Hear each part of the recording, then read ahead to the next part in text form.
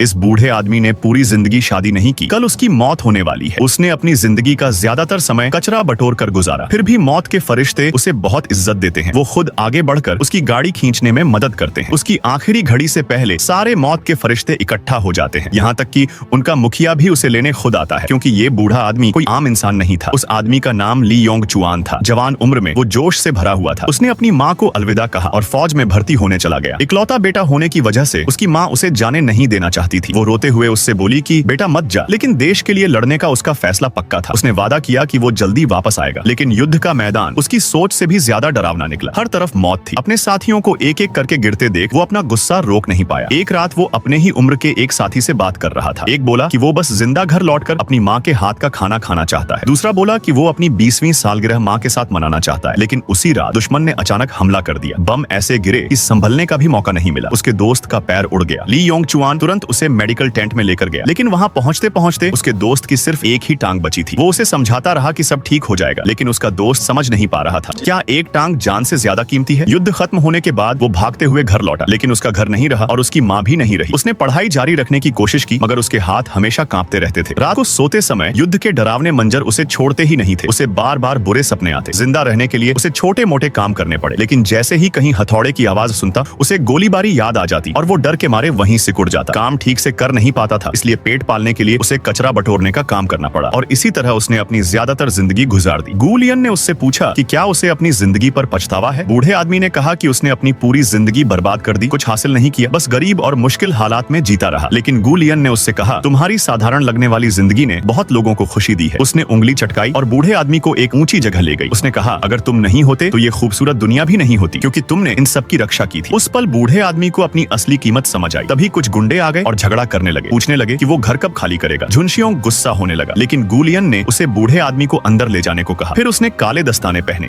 एक घूमती हुई किक में उसने अकेले ही कई गुंडों को धूल चटा दी। गुंडे हैरान थे कि 20 साल की लड़की इतनी ताकतवर कैसे हो सकती है। गू लियन ने उन्हें डांटकर कहा कि जल्दी दफा हो जाओ, इस बूढ़े आदमी का हर सेकंड कीमती है, तुम्हारे जैसे कचरे पर बर्बाद नहीं हो सकता। कुछ ही समय बाद बूढ़े आदमी की जिंदगी खत्म हो गई। भले ही उसे विदा करने के लिए कोई औलाद नहीं थी, लेकिन सारे मौत के फरिश्ते खुद उसे लेने आए। यहाँ तक कि उनका मुखिया भी इस हीरो का स्वागत करने आया। उस पल उसे यकीन हो गया कि उसके फैसले सही थे और सच में वो सब कुछ करने लायक था।